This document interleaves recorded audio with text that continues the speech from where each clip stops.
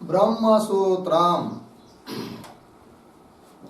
ब्रह्मसूत्र ग्रंथ में page number 139 और 139 पेज के ऊपर से 8वीं पंक्ति है। देखिए, सूत्राणि तु एवं व्याख्येयानि। भगवान भाष्यकार कह रहे हैं अब सूत्रों का इस प्रकार व्याख्यान करना चाहिए। कौन सूत्रों का? तो यह जो अधिकरण है जिसका नाम आनंदमय अधिकरण है, बराबर। इस आनंदमय अधिकरण में सूत्र नंबर 12 से लेकर सूत्र नंबर 19 कितने सूत्र हैं? एक बार इन सूत्रों की व्याख्या हो चुकी है। पुनः क्यों कह रहे हैं कि सूत्राणि तु एवं व्याख्यानि, इस प्रकार सूत्रों का व्याख्यान करना चाहिए? तो बताया था कि इस अधिकरण के 2 वर्णक हैं, अर्थात 2 तरह का व्याख्यान है। तो प्रथम वर्णक के अनुसार सूत्रों का व्याख्यान हो चुका है। अब द्वितीय वर्णक जो है, दूसरे प्रकार का जो व्याख्यान है, उसके अनुसार सूत्रों की व्याख्या इस तरह करनी चाहिए, ऐसा बोल रहे हैं भगवान भाष्यकार। तो प्रथम वर्णक में क्या बात थी और द्वितीय वर्णक में क्या हुआ? तो प्रथम वर्णक में कहा गया कि अन्यो अंतरात्मा आनंदमय, यह वाक्य था। इस वाक्य में, तैत्तरीय उपनिषद के इस वाक्य में आया हुआ पद जो आनंदमय पद है, उस आनंदमय पद का अर्थ परमात्मा है या परमात्मा अर्थात ब्रह्म, तो ब्रह्म है या मतलब परमात्मा है, ब्रह्म है, अथवा ब्रह्म से भिन्न और ही कुछ अर्थ है आनंदमय शब्द का। ये विषय था पहले वर्णक का। तो उसमें पूर्व पक्ष कहता आया कि आनंदमय शब्द का अर्थ ब्रह्म अर्थात परमात्मा नहीं है, अपितु उससे भिन्न ही कुछ जीव आदि है। किंतु स्वयं को, अपने को वेदांती समझने वाले, बोलने वाले, कहने वाले कि हम वेदांती है करके ऐसे वृत्तिकार कि जिनके लिए बोला गया वेदांत के एकदेशी, तो उनका कहना पड़ा कि हे पूर्व पक्षी, अन्यो अंतरात्मा आनंदमय, इस वाक्य में आया हुआ जो आनंदमय पद है उसका अर्थ ब्रह्म से भिन्न और कोई जीव आदि नहीं है, अपितु आनंदमय पद का अर्थ ब्रह्म ही है, परमात्मा ही है, ऐसा वो वृत्तिकार ने कहा। फिर उसी के अनुसार सभी सूत्रों की व्याख्या हुई। ठीक है। अब जो द्वितीय वर्णक है सिद्धांत के अनुसार, उसमें क्या विषय हुआ फिर?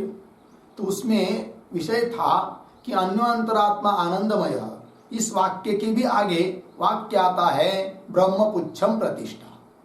तो ब्रह्मपुच्छम प्रतिष्ठा इस तैत्तरीय उपनिषद के वाक्य में आया हुआ जो ब्रह्म का कथन है, तो ब्रह्म का स्वतंत्र रूप से, स्वप्रधान रूप से प्रतिपादन हो रहा है, अथवा आनंदमय के बाद जो आया हुआ वाक्य है ब्रह्मपुच्छम प्रतिष्ठा, इसके अनुसार ब्रह्म का, आनंदमय का पुच्छ ब्रह्म है, अर्थात ब्रह्म का प्रतिपादन आनंदमय के पुच्छ के रूप में, अवयव के रूप में ब्रह्म का प्रतिपादन किया जा रहा है, ब्रह्म का उपदेश किया जा रहा है।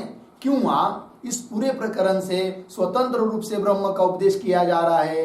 यह द्वितीय वर्णक का विषय रहा। उसमें पूर्व पक्षी बोलता गया क्या कि साफ साफ पुच्छ शब्द जो कि अवयव का वाचक है, अतः आनंदमय का अवयव है कौन? ब्रह्म, ऐसा पूर्व पक्षी बोलता रहा। और सिद्धांत के अनुसार उसको उत्तर दे दिया गया कि अरे भाई, भले अवयववाचक पुच्छ शब्द आपको वाक्य में दिखाई दे रहा है, किंतु पुच्छ शब्द का अर्थ अवयव नहीं है, अर्थात ब्रह्म का प्रतिपादन आनंदमय के अवयव के रूप में नहीं है। फिर पुच्छ शब्द का क्या अर्थ है? तो लक्षणा करके बताया कि पुच्छ शब्द का अर्थ है पुच्छ सादृश्य में, अर्थात क्या? अधिष्ठान, आधार। तो आनंदमय आदिक का आधार है कौन? ब्रह्म है। क्योंकि आगे प्रतिष्ठा शब्द भी आया है, उस प्रतिष्ठा शब्द को लेकर भी और उपक्रम में, प्रकृत में जो मंत्र आया है सत्यम ज्ञानम अनंतम ब्रह्म, उसके अनुसार भी तो ब्रह्म का ही उपदेश हुआ है, किंतु उस ब्रह्म का उपदेश पुच्छ रूप से, अवयव रूप से नहीं है, अपितु पुच्छ शब्द की लक्षणा करके आधार अर्थ निकाल कर ब्रह्म उस आनंदमय का आधार है, अधिष्ठान है, और उस ब्रह्म का स्वप्रधान रूप से, स्वतंत्र रूप से प्रतिपादन हुआ है, अवयव के रूप में नहीं। ये द्वितीय वर्ण का विषय हुआ। अब जो सूत्र, सभी सूत्र आनंदमय परमात्मा इस अर्थ में लगाए गए थे। अब सभी सूत्रों की व्याख्या इस तरह करनी होगी क्या कि इन सभी सूत्र अर्थात 12 से लेकर 19 तक ये सब सूत्रों के द्वारा यही कहा जा रहा है कि ब्रह्म का उपदेश कैसा है, अवयव के रूप में नहीं है, अपितु स्वप्रधान रूप से है। इस तरह से अब व्याख्या करनी पड़ेगी इन सभी सूत्रों की 12 से लेकर 19 तक। तो उनमें से भाष्यकार भगवान ने 3 सूत्रों के बारे में थोड़ा सा बताया है, और आगे फिर अंतिम में कह दिया कि बाकी बचे हुए सूत्र भी इसी तरह से समझ लेने चाहिए कि ब्रह्म का स्वतंत्र रूप से ही प्रतिपादन है, इस अर्थ में ही लगा लेने चाहिए। ऐसा अंतिम वाक्य के द्वारा भगवान भाष्यकार कहेंगे। लग गया इतना?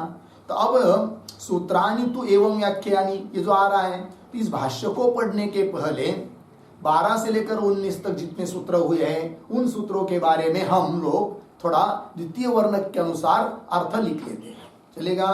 तो लिखते हैं। लिखिए, सूत्रावतरणम,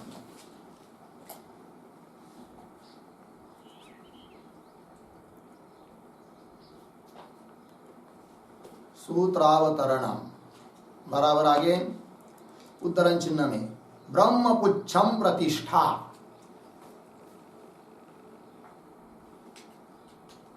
ब्रह्मपुच्छम प्रतिष्ठा, उद्धरण चिन्ह बंद, इत्यत्र किम आनंदमय अवयवत्वेन,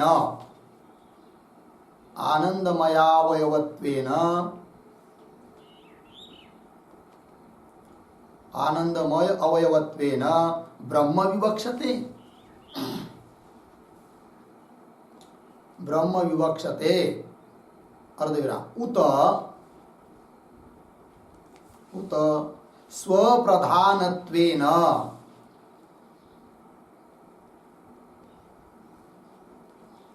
स्वप्रधानत्वेन इति संशये जाते सति,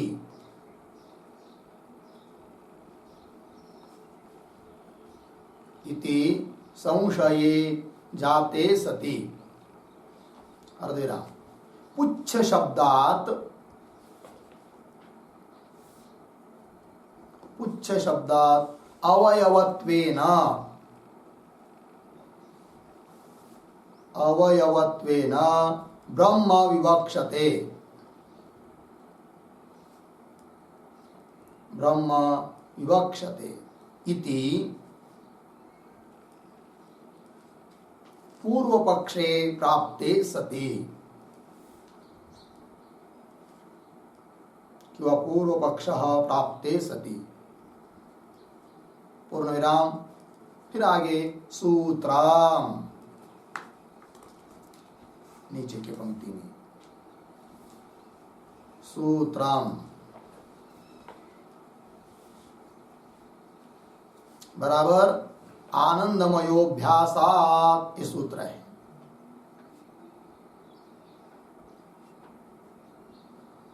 आनंदमयोभ्यासात् 1:1:12 पदच्छेद आनंदमयः अभ्यासात्,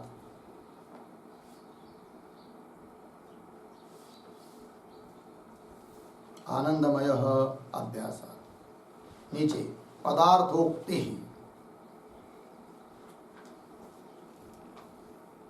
पदार्थोक्ति, तो प्रतीक है आनंदमय,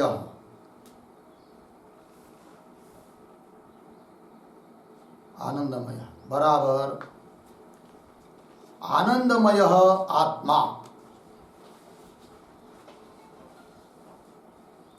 आनंदमय आत्मा इत्यत्र इत्यत्र ब्रह्मपुच्छम प्रतिष्ठा, उद्धरण चिन्ह में इस वाक्य को, ब्रह्मपुच्छम प्रतिष्ठा, उद्धरण चिन्ह बंद, इति आनंदमयस्य पुच्छत्वेन,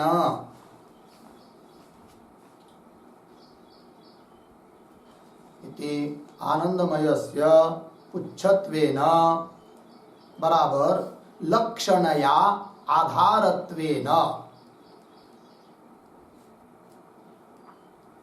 लक्षणया आधारत्वेन ब्रह्म स्वप्रधानम एव,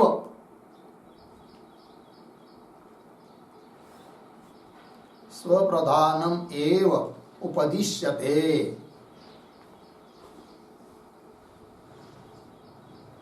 उपदिश्यते, पूर्ण विराम। आगे कौंस में लिखिए कुतः, कुतः प्रश्न चिन्ह, आगे की तरफ बांध देकर कौंस बंद। प्रतीक है अभ्यासात्,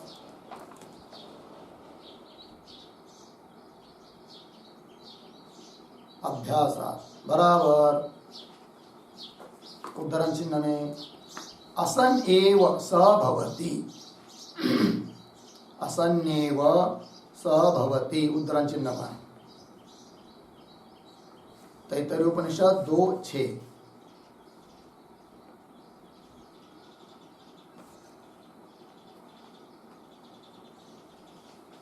इत्यत्र,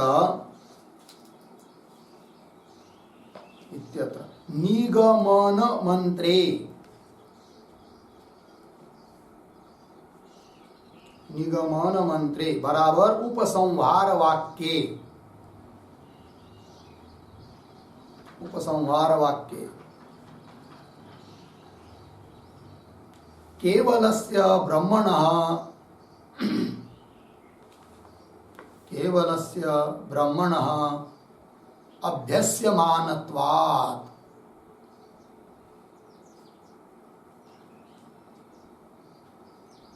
अभ्यस्यमानत्वात्, पूर्ण विराम। हो गया जी, ये प्रथम सूत्र का विचार हुआ, व्याख्या हुई, अर्थ पहले समझ लेंगे, फिर द्वितीय सूत्र को लेंगे। तो देखिए भाई, सूत्रावतरण में लिखा ब्रह्मपुच्छम प्रतिष्ठा इत्यत्र, इस वाक्य में किम क्या आनंदमय अवयवत्वेन ब्रह्म विवक्षते, क्योंकि उसके ब्रह्मपुच्छम प्रतिष्ठा इस वाक्य के पूर्व में अन्योंतरात्मा आनंदमय ऐसा कहा गया है, तो फिर उसके अवयव बताए गए, शीर, वाम भाग, दक्षिण भाग आदि आदि उपनिषद में। फिर अंतिम वाक्य आया है कि ब्रह्मपुच्छम प्रतिष्ठा, तो उस आनंदमय का पुच्छ क्या है, तो ब्रह्म ऐसा बताया गया है। तो फिर ब्रह्मपुच्छम प्रतिष्ठा इस वाक्य में क्या आनंदमय का अवयव करके ब्रह्म का कथन है क्या, ब्रह्म कहने की विवक्षा है क्या अवयव के रूप में, उत अथवा स्वप्रधानत्वेन, कि वह स्वप्रधान रूप से, स्वतंत्र रूप से ब्रह्म का प्रतिपादन करने की विवक्षा है, बोलने की इच्छा है, निम्न क्या कहना चाहती है श्रुति, इस प्रकार का संशय उत्पन्न होता है। इति संशये जाते, ऐसा संशय होने पर पूर्व पक्षी आता है, क्या कहता है वो कि पुच्छ शब्दात, साक्षात पुच्छ शब्द आया है ब्रह्म पुच्छम प्रतिष्ठा, तो पुच्छ शब्दात अवयवत्वेन ब्रह्म विवक्षते, तो आनंदमय का अवयव ब्रह्म है, इस रूप से ही विवक्षा कर रही है श्रुति, कहने की इच्छा कर रही है श्रुति, ऐसा बोलता है कौन, पूर्व पक्षी। तब उत्तर दे रहे भगवान भाष्य का, सॉरी व्यास महाराज सूत्र के द्वारा, कि श्रुति का अभिप्राय पुच्छ के रूप में, अवयव के रूप में ब्रह्म को बताना नहीं है।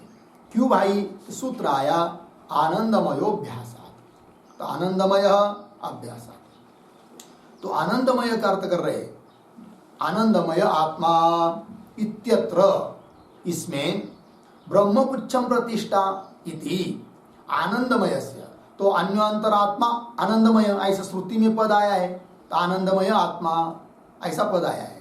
फिर आगे ब्रह्मपुच्छम प्रतिष्ठा ऐसा आया है, तो इत्यत्र अन्यो अंतरात्मा आनंदमय इत्यत्र ब्रह्मपुच्छम प्रतिष्ठा, आगे फिर आया है ब्रह्मपुच्छम प्रतिष्ठा इति आनंदमयस्य पुच्छत्वेन, आनंदमय का पुच्छ रूप में, पुच्छत्वेन का अर्थ कर दिया लक्षणया आधारत्वेन, लक्षणा करके अर्थ निकल आता है पुच्छ शब्द का क्या, आधार।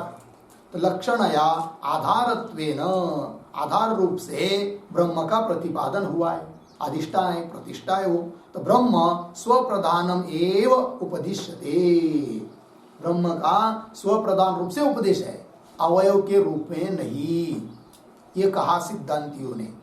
बोलेंगे क्यों ऐसा कि स्वतंत्र रूप से ब्रह्म का उपदेश है, अवयव रूप के नहीं, क्यों, कुतः? तो उत्तर दिया, हेतु दिया सूत्र में, अभ्यासात।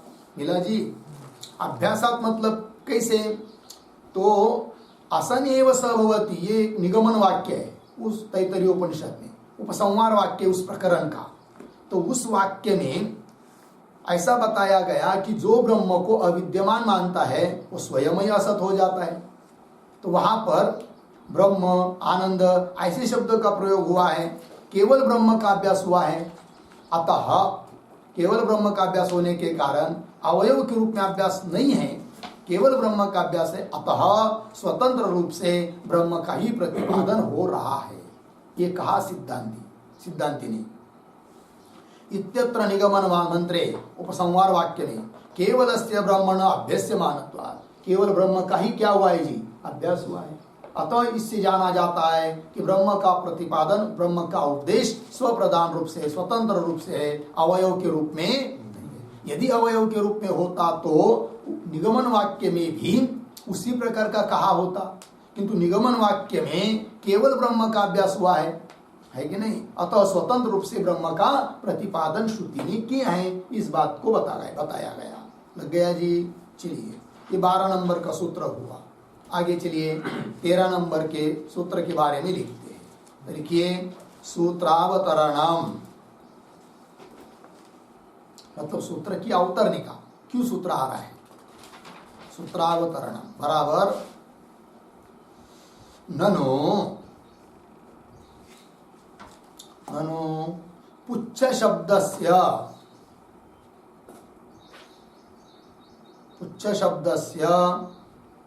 अवयव परत्वेन,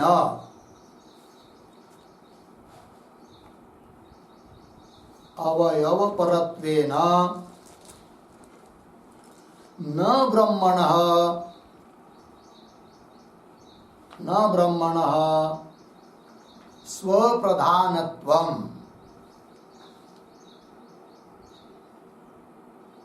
स्वप्रधानत्वम् इति चेत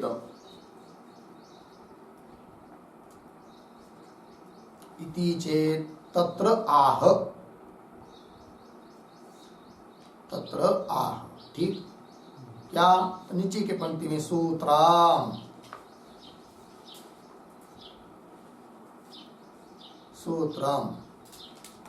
है, फिर विकार शब्दान्येति चेन्न प्राचुर्यात्, 13 नंबर का सूत्र।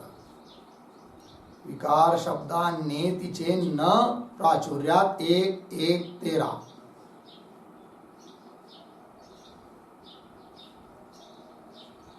हो गया? नीचे के पंक्ति में पदच्छेद, विकार शब्दात् न इति चेत न प्राचुर्यात्।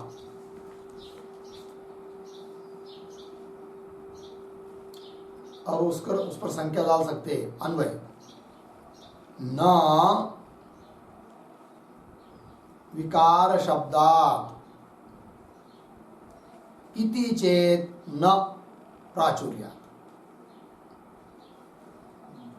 हो गया? अब नीचे लिखेंगे पदार्थोक्ति।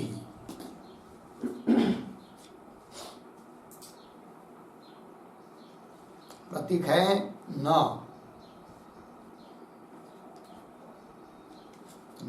बराबर ब्रह्म स्वप्रधानत्वेन,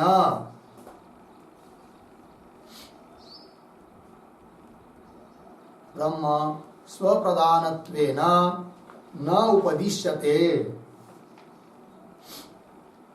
न उपदिश्यते। पूर्ण विराम। आगे कौंस में लिखिए कुतः, कुतः आगे की तरफ बांध देकर कौंस बंद। फिर आगे लिखिए विकार शब्दात इति चेत, प्रतीक है विकार शब्दात इति चेत।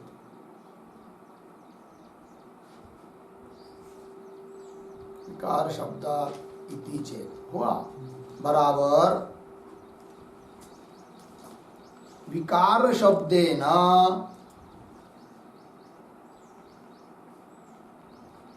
विकार शब्देन अवयव शब्दः अभिप्रेतः, अवयव शब्दः अभिप्रेतः बराबर पुच्छम इति अवयव शब्दात्, पुच्छम इति अवयव शब्दात् पूर्ण विराम। अवयव वाचक पुच्छ, अवयव वाचक पुच्छ शब्द समानाधिकरण, पुच्छ शब्द समानाधिकरण ब्रह्म शब्दः, अवयववाचक पुच्छ शब्द समानाधिकरण ब्रह्म शब्द। आगे न स्वप्रधान परः, न स्वप्रधान परः इति चेत, इति चेत प्रश्न चिन्ह। फिर आगे प्रतीक न, न ये प्रतीक है, दो जगह न आया ना, तो न बराबर स्वप्रधानत्वेन,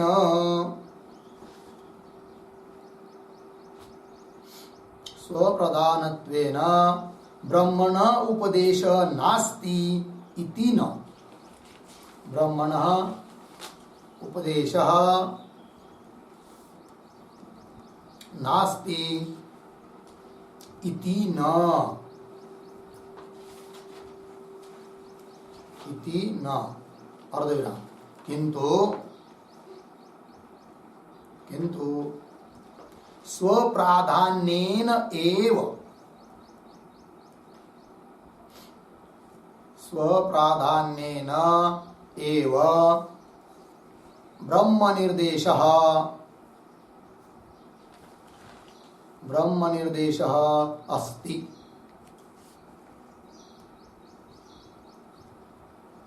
पूर्ण विराम। आगे कौंस में लिखिए कुतः, कुतः आगे की तरफ बांध देकर कौंस बंद। फिर आगे प्रतीक है प्राचुर्यात्, प्राचुर्यात् बराबर प्राचुर्यात् अपि, प्राचुर्यात् अपि अवयव शब्दोपपत्तेः, अवयव शब्दोपपत्तेः, प्राचुर्यात् अपि अवयव शब्दोपपत्तेः मिला पूर्ण विराम। आगे प्राचुर्यम बराबर, प्राचुर्यम बराबर अवयव प्राये वचनम, अवयव प्राये वचनम इत्यर्थः।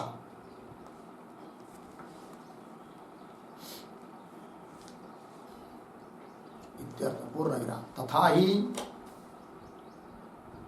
तथा ही आगे अन्नमयादीनां ही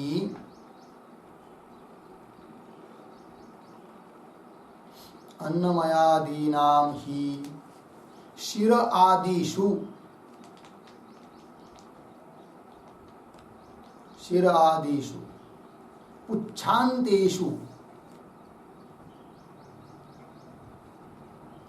पुच्छान्तेषु अवयवेषु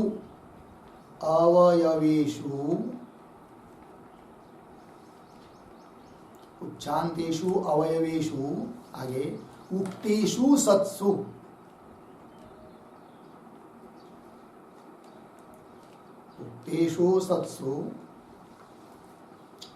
आनंदमयस्य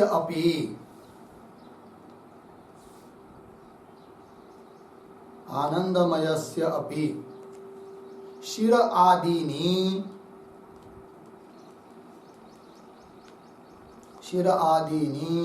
अवयवान्तराणि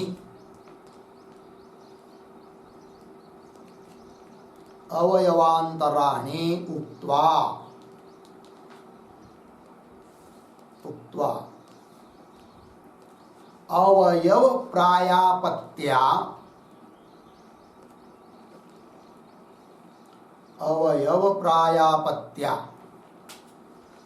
आगे उद्धरण चिन्ह में ब्रह्मपुच्छम प्रतिष्ठा, उद्धरण चिन्ह बंद, ब्रह्मपुच्छम प्रतिष्ठा उद्धरण चिन्ह इति उक्तम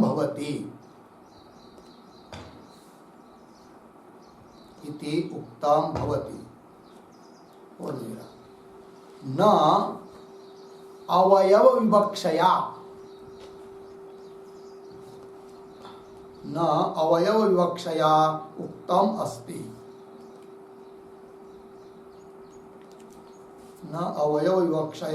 उक्तम अस्ति, पूर्ण विराम। अतः ब्रह्मपुच्छम प्रतिष्ठा इत्यत्र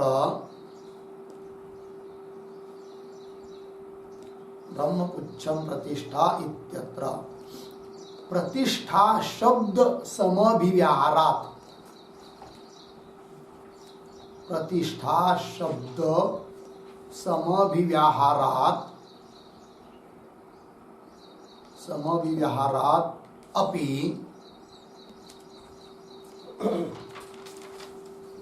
अपि पुच्छ शब्दस्य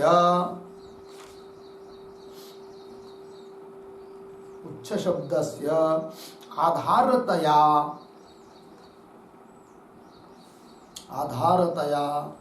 स्वप्रधानत्वेन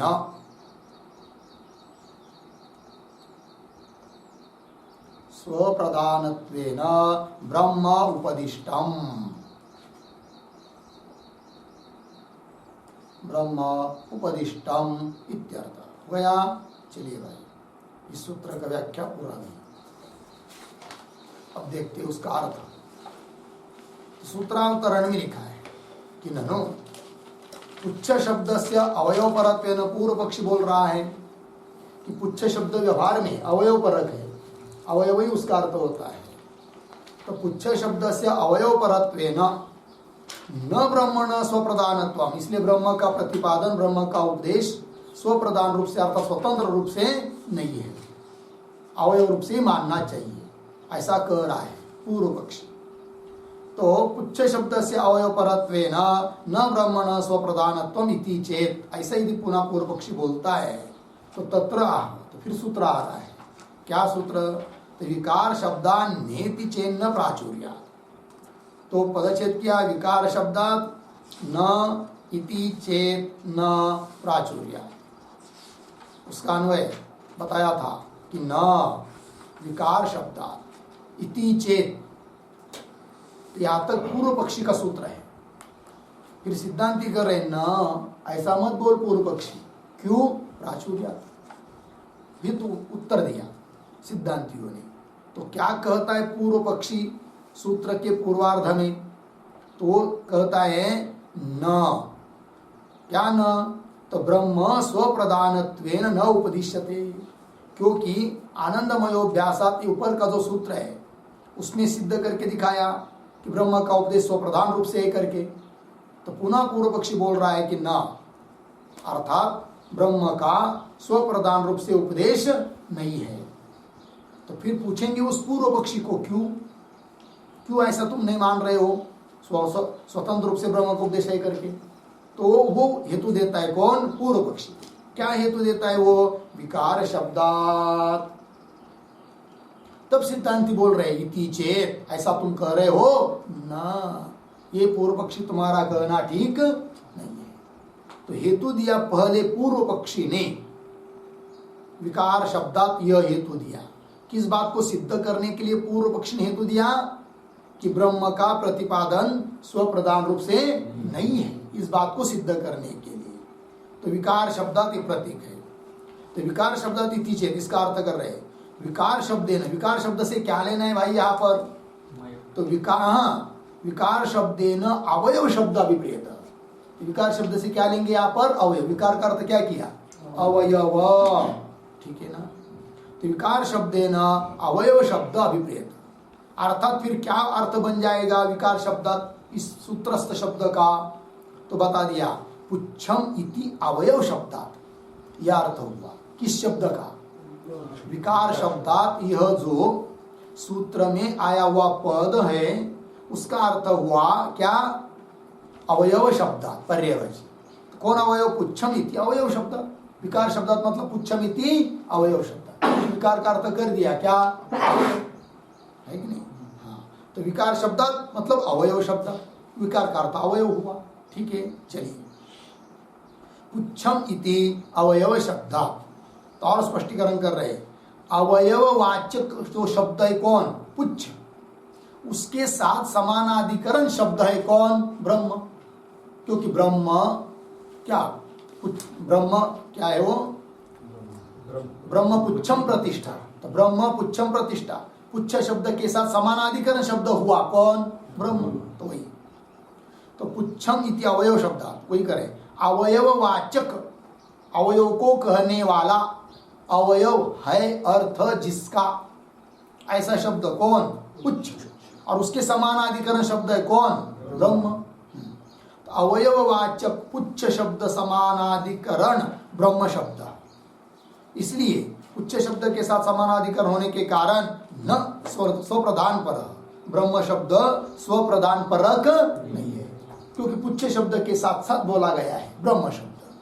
अर्थात अवयव रूप की उसका कथन मानो ब्रह्म का, न कि स्वतंत्र रूप से। ये बोल रहा है कौन? पूर्व पक्षी। न स्वप्रधान पर इति चेत, यहाँ तक पूर्व पक्षी का सूत्र हुआ। ऐसा यदि पूर्व पक्षी बोलता है तो उत्तर दे रहे सिद्धांति न। क्यों? प्राचुर्य। तो न का मतलब क्या? तो सिद्धांति का कहने के अनुसार देखिए, न का अर्थ स्वप्रधानत्वेन ब्रह्मण उपदेश नास्ति इति न, मतलब स्वप्रधान रूप से ब्रह्म का उपदेश नहीं है, ऐसा जो पूर्व पक्षी बोल रहा है कि नहीं, वो बात नहीं है। अर्थात ब्रह्म का उपदेश स्वप्रधान रूप से, ये कहना। तो स्वप्रधानत्वेन ब्रह्मण उपदेश नास्ति इति, ऐसा जो पूर्व पक्षी ने कहा वो नहीं है। नास्ति इति न, किंतु स्वप्राधान्येन एव ब्रह्म निर्देश अस्ति। स्वप्राधान्य मतलब स्वतंत्र रूप से ही ब्रह्म का उपदेश है कि नहीं? ब्रह्म उपदेश में ही उस उपनिषद का, वाक्य प्रकरण का तात्पर्य है, न कि अवयव बताने, अवयव के रूप में बताने में तात्पर्य है, ये कहना। अब बोलेंगे भाई स्वतंत्र रूप से ब्रह्म का उपदेश है, तो पुनः पूर्व पक्षी बोलेगा फिर क्या? सिद्धांतियों को क्यों प्रश्न करेगा? तो प्रश्न किया है, कुतः, क्यों स्वतंत्र रूप से ब्रह्म का उपदेश है, जबकि वाक्य में अवयववाचक पुच्छ शब्द आया हुआ है, तो भी आप कह रहे हो कि ब्रह्म का उपदेश स्वतंत्र रूप से, स्वप्रधान रूप से करके। क्यों? तो उत्तर दे रहे प्राचुर्यात। सिद्धांति उत्तर दे रहे प्राचुर्यात। प्राचुर्यात मतलब प्राचुर्यात अपि अवयव शब्द उपपत्ति है। प्राचुर्य शब्द का अर्थ कर रहे आगे की पंक्ति में, किंतु प्राचुर्य होने के कारण भी अवयव शब्द की उपपत्ति लग जाती है।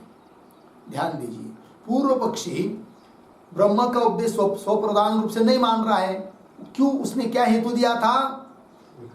विकार शब्द, अर्थात अवयव शब्दात अर्थात पुच्छ शब्दात, अवयववाचक पुच्छ शब्द है। तब सिद्धांती बोल रहे हैं कि अवयववाचक शब्द जो पुच्छ, उसकी उत्पत्ति तो प्राचुर्य से भी लग जाएगी। अतः केवल उतना अवयववाचक पुच्छ शब्द देखने मात्र से तुम यह मत समझो क्या कि ब्रह्म का उपदेश अवयव के रूप में है करके। अवयववाचक शब्द है व्यवहार में पुच्छ, किंतु वो क्यों आया यहां पर, तो प्राचुर्य के कारण आया। तो बोलेंगे प्राचुर्य किसका प्राचुर्य, बोलेंगे अवयववाचक शब्दों का प्राचुर्य। तो बोलेंगे अवयववाचक शब्दों का प्राचुर्य कहाँ है, तो उपनिषद तैतरीय उपनिषद में उस प्रकरण में जाकर देखेंगे तो वहां पर आया है। पहले निरूपण हुआ है अन्न रसमय, अन्नमय का, ठीक है ना, अन्योंतरात्मा आनंद अन्न रसमय आदि आदि आया है। तो अन्न रसमय अन्नमय उसको बताने के बाद फिर उसके भी सब अवयव बताए। उस अन्नमय का अमुक शिर है, अमुक दक्षिण पक्ष है, अमुक उत्तर पक्ष है, अमुक पूछ है, ये सब बताया। फिर आगे वाक्य आता है अन्यो अंतरात्मा प्राणमय, फिर प्राणमय को बताया। फिर उस प्राणमय के भी सभी अवयव बताए, शीर अमुक तमुक अमुक तमुक सब अवयव बताए। फिर उसके बाद वाक्य आता है वहां पर अन्यो अंतरात्मा मनोमय, फिर मनोमय के सब अवयव बताए। फिर विज्ञानमय को बताया तो उसके भी सब अवयव बताए। फिर आया कौन, आनंदमय, तो फिर उसके भी सब अवयव बताए। प्रिय शीर है, मोदिक पक्ष है, प्रमोदिक पक्ष है कि नहीं, फिर सब अवयव बताए। तो कोई बोलेगा भाई पूछ भी तो बताओ, तो किसी चीज को तो पूछ करके बताना पड़ेगा ना। तब कह दिया ब्रह्म पुच्छ, ब्रह्म उसका पुच्छ है। तो अवयवों का कहने का प्राचुर्य होने के कारण वो ब्रह्म के लिए पुच्छ कह दिया, न कि पुच्छ कहने में तात्पर्य है, ठीक है ना। तो प्राचुर्य होने के कारण भी संगति लग जाती है, किसकी, अवयववाचक शब्द की, ठीक है ना।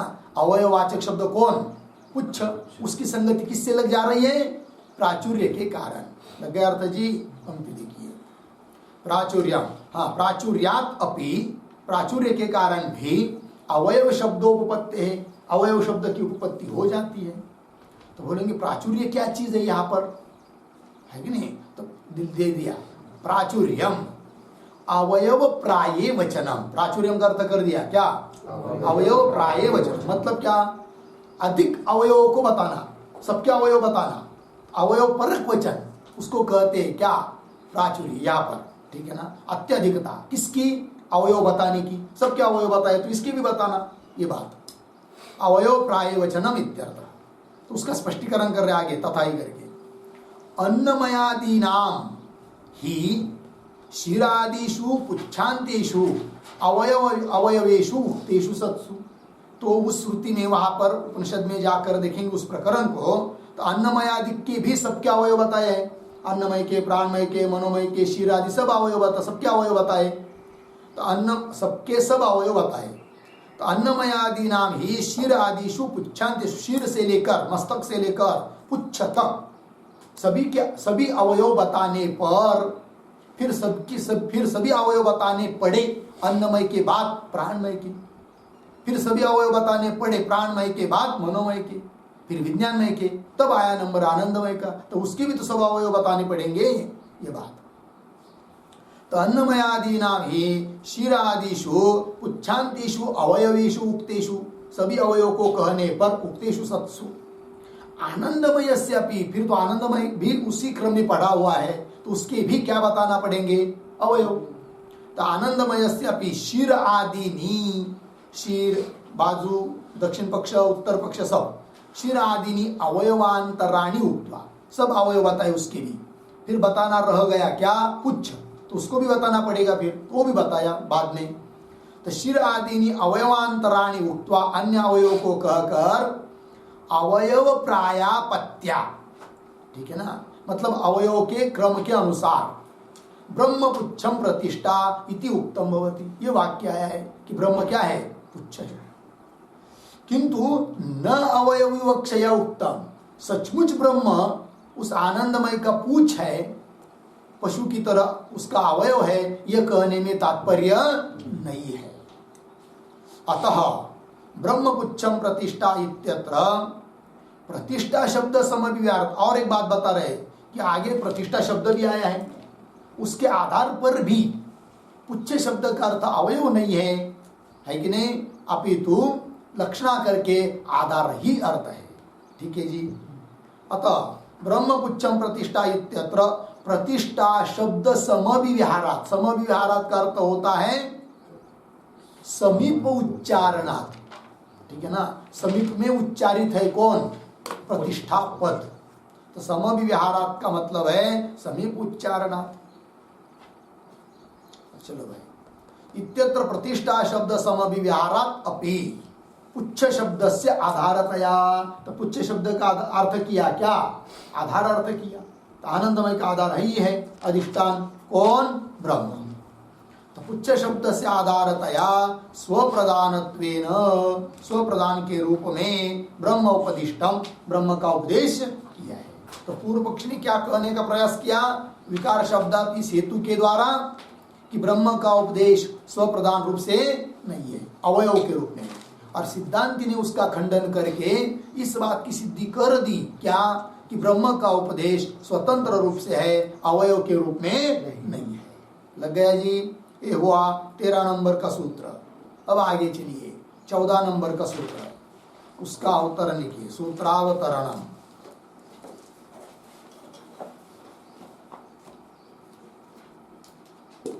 सूत्रावतरणम बराबर इतश्च पुच्छ शब्दस्य,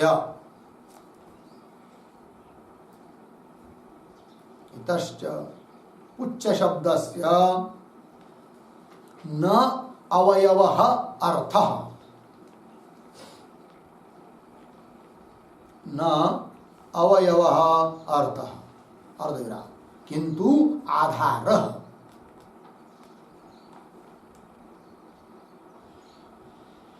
किंतु आधार, पूर्ण विराम हो गया।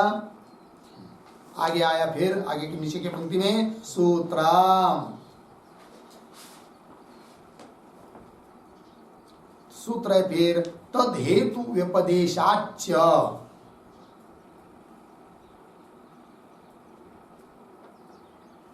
तद हेतु व्यपदेशाच्च 1:1:14।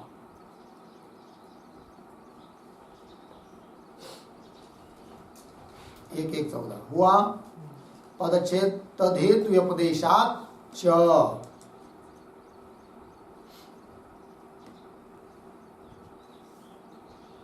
हो गया। आगे पदार्थोक्ति, प्रतीक है च बराबर अपि, च का अर्थ कर दिया अपि बराबर पूर्ण विराम। आगे प्रतीक है तद हेतु व्यपदेशात्, तद हेतु व्यपदेशात् बराबर आनंदमय सहितस्य,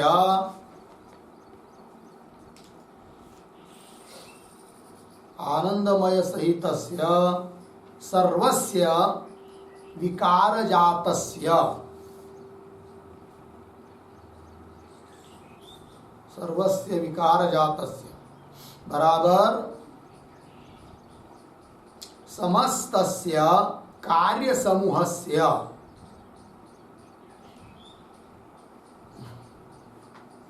समस्तस्य कार्यसमूहस्य किंवा कार्यवर्गस्य, कार्यसमूहस्य कारणत्वेन ब्रह्म प्रतिपाद्यते, कारणत्वेन ब्रह्म प्रतिपाद्यते, अर्धविराम उद्धरण चिन्ह में इदं सर्वम् असृजत,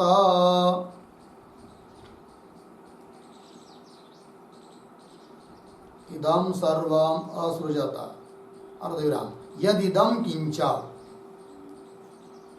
यदिदं किंच, उद्धरण चिन्ह बंद। तैत्तरीय उपनिषद 2:6। आगे इति श्रुत्या पूर्ण विराम।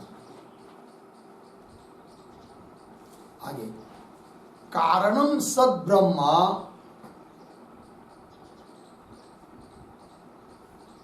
कारणम सद ब्रह्म स्वविकारस्य,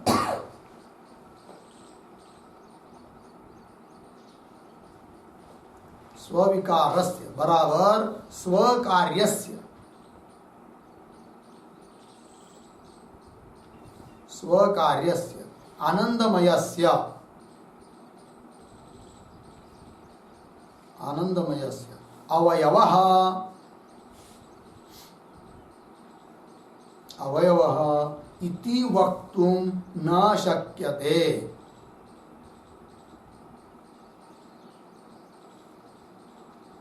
इति वक्तुं न शक्यते पूर्ण विराम। अतः पुच्छ शब्दस्य, पुच्छ शब्दस्य न अवयवः अर्थः, न अवयवः अर्थः भवति इत्यर्थः।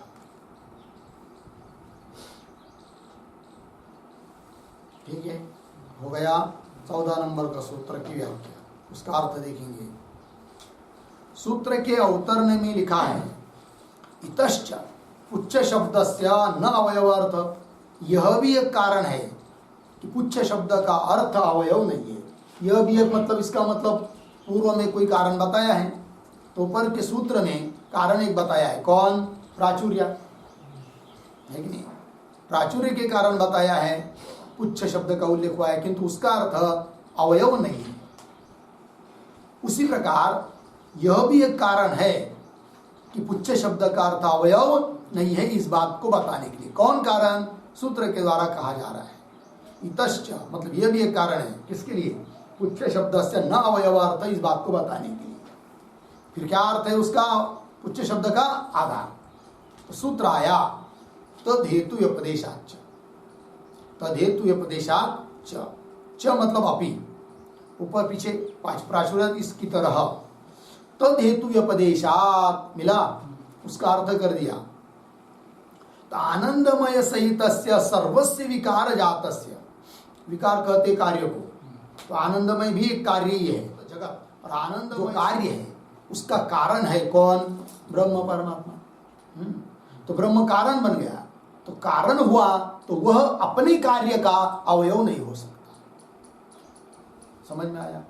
इसलिए आनंदमय का अवयव नहीं है कौन? ब्रह्म। क्यों? कि आनंदमय भी उसका कार्य है, किसका? ब्रह्म का। जो अपना कार्य है उस अपने कार्य का अवयव कारण नहीं बनेगा। जैसे पिता है, पिता से उत्पन्न होता है पुत्र, तो पिता का कार्य हुआ कौन? पुत्र। तो इसका मतलब ऐसा होता है कि फिर पुत्र का अवयव पिता है करके? नहीं होता है, क्योंकि पिता कारण है और कार्य है कौन? पुत्र। तो कारण अपने कार्य का अवयव नहीं बनेगा। उस प्रकार ब्रह्म कारण है कि नहीं? दूसरा उदाहरण लीजिए, जैसे रज्जु है, रज्जु का कार्य है कौन? सर्प, विवर्त कार्य। इसका मतलब उस सर्प का अवयव रज्जु है क्या? नहीं है, सर्प कल्पित है। लग गया कि नहीं?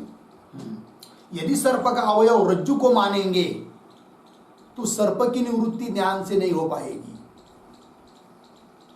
किंतु सर्प की निवृत्ति ज्ञान से होती है। अर्थात सर्प कल्पित एक अलग चीज है जो कि रज्जु से भिन्न है, और उसका सर्प का विवर्तोपादान कारण है कौन? रज्जु, स्थूल दृष्टि से। ऐसा तो सबका विवर्तोपादान कारण चैतन्य ही है। लगा? तो वही कह रहे यहां पर तद्धेतु व्यपदेशात्। तो आनंदमय सहितस्य सर्वस्य विकार जातस्य, सर्वस्य विकार जातस्य इसका अर्थ कर दिया समस्तस्य कार्य वर्गस्य या कार्य समूहस्य, जितना भी कार्य है, कार्य का समूह है, उन सबके लिए कारणत्वेन ब्रह्म प्रतिपाद्यते, कारण रूप से ब्रह्म का प्रतिपादन होता है। क्योंकि श्रुति बताती है, क्या कह रही है श्रुति? इदम सर्वम सृजत, यह सब कुछ उस ब्रह्म ने उत्पन्न किया। यद इदम किंच, जो भी यह कुछ है। इति श्रुत्या, इस श्रुति ने क्या बताया? ब्रह्म सबका कारण है, इस बात को बताया। फिर आगे कारणम सद ब्रह्म, ऐसा कारण होता हुआ ब्रह्म स्विकारस्य अर्थात स्व कार्यस्य, ब्रह्म का कार्य समस्त जगत आनंदमय सहित, तो स्व कार्यस्य आनंदमयस्य अवयव, उस कार्य रूप आनंदमय का अवयव ब्रह्म है, ये कहना ठीक नहीं, क्योंकि ब्रह्म कारण है और कार्य है कौन? आनंदमय। तो स्विकारस्य अर्थात स्व कार्यस्य आनंदमयस्य अवयवः इति वक्तुम न शक्यते, अर्थात आनंदमय का अवयव नहीं है कौन? ब्रह्म। अतः पुच्छ शब्दस्य न अवयव अर्थ भवति, पुच्छ शब्द का अर्थ अवयव नहीं है। लग गया जी, ये बात हो गई। ये हुआ भाई 14 नंबर का सूत्र। आगे चलिए 15 नंबर के सूत्र की अवतरण क्या लिखते हैं? सूत्रावतरणम,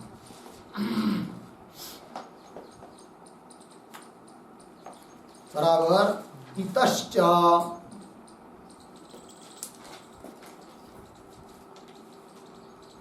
इतश्च पुच्छवाक्ये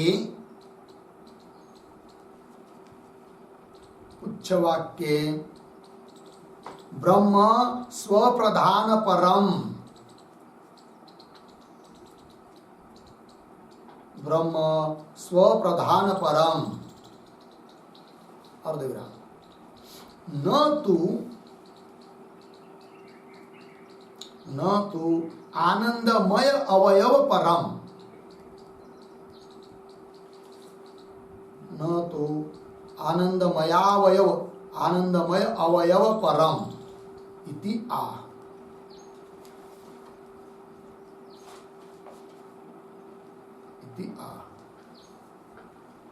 तो फिर नीचे की पंक्ति में सूत्रम, तो सूत्रों को लिखिए। मांत्रवर्णिकमेव च गीयते, 1-1-15। मांत्रवर्णिकमेव च गीयते, फिर नीचे पदच्छेद कैसा? मांत्रवर्णिकम एव च गीयते, मांत्रवर्णिकम एव च गीयते। ठीक, आगे पदार्थोक्ति ही,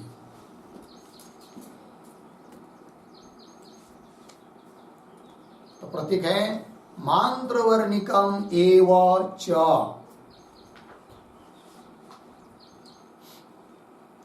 मांत्रवर्णिकम एव च बराबर उद्धरण चिन्ह में सत्यम ज्ञानम अनंतम ब्रह्म, सत्यम ज्ञानम अनंतम ब्रह्म उद्धरण चिन्ह बंद। इत्यत्र मंत्र वाक्ये,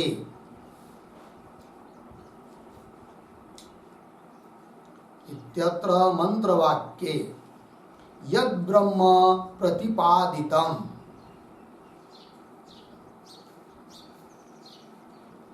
यद ब्रह्म प्रतिपादितम तत् मांत्रवर्णिकम ब्रह्म, तत् मांत्रवर्णिकम ब्रह्म पूर्ण विराम। आगे प्रतीक है गीयते, गीयते बराबर मंत्रे वर्णितम ब्रह्म, मंत्रे वर्णितम ब्रह्म। आगे उद्धरण चिन्ह में ब्रह्म पुच्छम प्रतिष्ठा उद्धरण चिन्ह बंद। ब्रह्म पुच्छम प्रतिष्ठा इति ब्राह्मण वाक्ये, इति ब्राह्मण वाक्ये स्वप्रधानतया, स्वप्रधानतया गीयते बराबर उच्यते कथ्यते।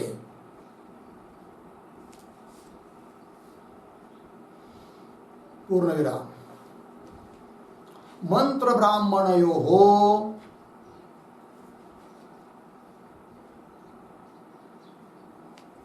मंत्र ब्राह्मणयोः एकार्थत्व अभिधानात्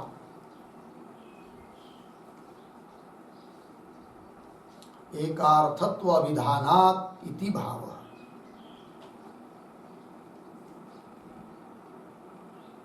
अभिधानात् इति भाव। ठीक है, चलिए भाई अर्थ समझ लेते हैं। तो अवतरणिका में कहा कि इतश्च मतलब यह भी एक कारण है। क्या जी? कि ब्रह्म पुच्छ वाक्य में, ब्रह्म पुच्छम प्रतिष्ठा इस वाक्य में ब्रह्म का प्रतिपादन स्वप्रधान रूप से है, न कि अवयव रूप से है। क्यों? तो कारण बता रहे सूत्र के द्वारा, मांत्रवर्णिकम एवच गीयते। तो पदच्छेद हुआ, फिर पदार्थोक्ति। मांत्रवर्णिकम एवच मतलब क्या? तो मंत्र में जो वर्णित है उसको कहते हैं क्या? मांत्र वर्णित। तो मंत्र में किसका वर्णन हुआ है? ब्रह्म का, इसलिए ब्रह्म को क्या कह सकते हैं? मांत्र वर्णित। ठीक है, वही लिखा। कौन है वो मंत्र? मंत्र दिया सत्यम ज्ञानम अनंतम ब्रह्म इति मंत्र वाक्य। इस मंत्र वाक्य में यद ब्रह्म प्रतिपादितम, जिस ब्रह्म का प्रतिपादन हुआ है, तद वही ब्रह्म, उसको कहते हैं क्या? मांत्र वर्णिकम ब्रह्म। फिर गीयते, उसका ही कथन हो रहा है फिर ब्राह्मण वाक्य में भी। तो वही कह रहे हैं फिर मंत्रे वर्णितम ब्रह्म, मंत्र में वर्णित ब्रह्म ब्रह्म पुच्छम प्रतिष्ठा इति ब्राह्मण वाक्य। तो ब्रह्म पुच्छम प्रतिष्ठा ये ब्राह्मण वाक्य है, और सत्यम ज्ञानम अनंतम ब्रह्म ये मंत्र वाक्य है। और मंत्र की व्याख्या ही होता है क्या? ब्राह्मण भाग। फिर जो बात मंत्र में कही होती है वही ब्राह्मण में कही रहती है। ऐसा नहीं कि मंत्र में अलग कहा और उसकी व्याख्या के रूप में जो ब्राह्मण भाग आता है उसके अलग ही कुछ कह दिया, ऐसा होता नहीं है। तो वही कह रहे हैं। तो ब्रह्म पुच्छम प्रतिष्ठा इति ब्राह्मण वाक्य स्वप्रधानतया गीयते, स्वप्रधान रूप से ब्रह्म का प्रतिपादन हो रहा है। कारण क्या? मंत्र ब्राह्मण एकार्थत्व अभिधान। मंत्र और ब्राह्मण इन दोनों में एक ही अर्थ का प्रतिपादन रहता है। इसलिए भी आनंदमय शब्द का अर्थ ब्रह्म नहीं हो सकता, क्योंकि मंत्र वर्ण में प्रतिपादन हुआ है मंत्र में ब्रह्म का। फिर ब्राह्मण वाक्य में आनंदमय का प्रतिपादन कैसा होगा? ब्रह्म के रूप में नहीं है। ठीक है, तो वही लिखा मंत्र ब्राह्मणयोः एकार्थत्व अभिधानात् इति भाव। इसलिए पुच्छ वाक्य में आया हुआ जो ब्रह्म, उसका प्रतिपादन स्वप्रधान रूप से है, अवयव के रूप में नहीं। इस बात की सिद्धि हुई। हो गया जी। ये 15 नंबर के सूत्र की व्याख्या पूरी हुई। अब आगे एक आता है सूत्र 16 नंबर का, उसको लिख लेते हैं। ठीक है,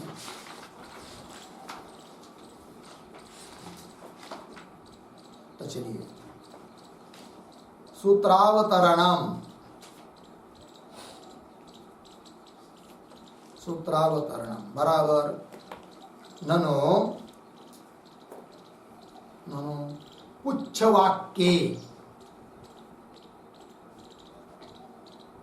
पुच्छ वाक्ये स्वप्रधानत्वेन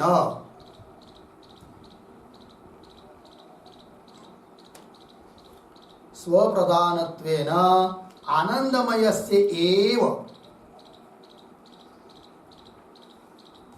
आनंदमयस्य एव प्रतिपाद्यत्वं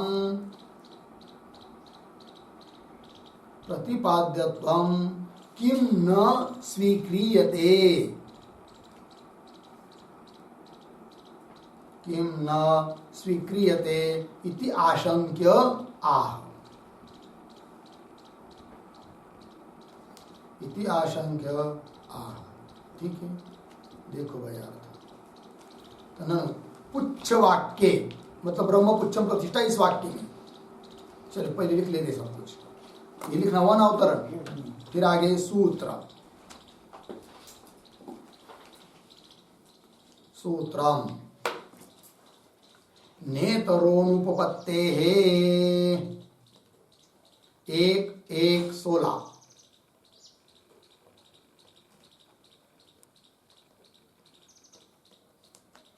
पदच्छेद न इतरः अनुपपत्ते। न इतरः अनुपपत्ते। अन्वय इतरः न अनुपपत्ते है। हो गया। आगे पदार्थोक्ति। तो प्रतीक है इतरः बराबर आनंदमय। आनंदमय। आगे प्रतीक है न बराबर अत्र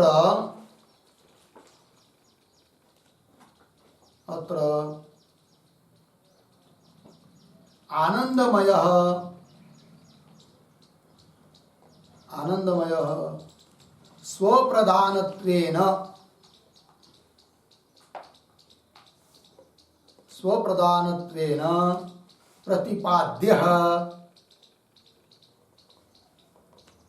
प्रतिपाद्यः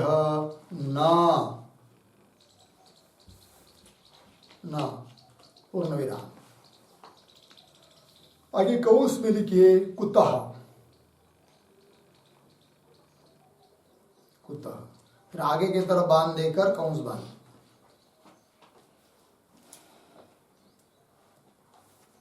आगे प्रतीक है अनुपपत्ते है। अनुपपत्ते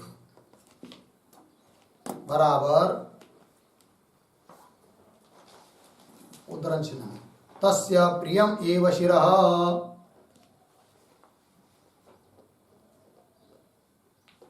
तस्य प्रियम एव शिरः उद्धरण चिन्ह बांध। इत्यत्र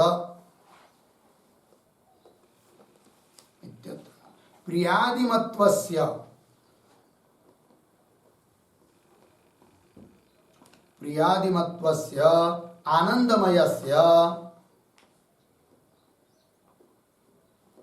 आनंदमयस्य सर्वस्रष्टृत्व अनुपपत्तेः।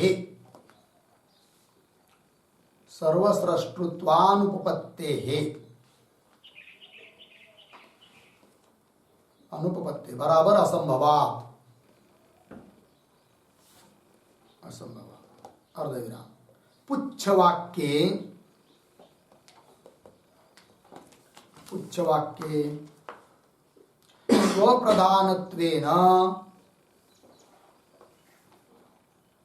स्वप्रधानत्वेन आनंदमयः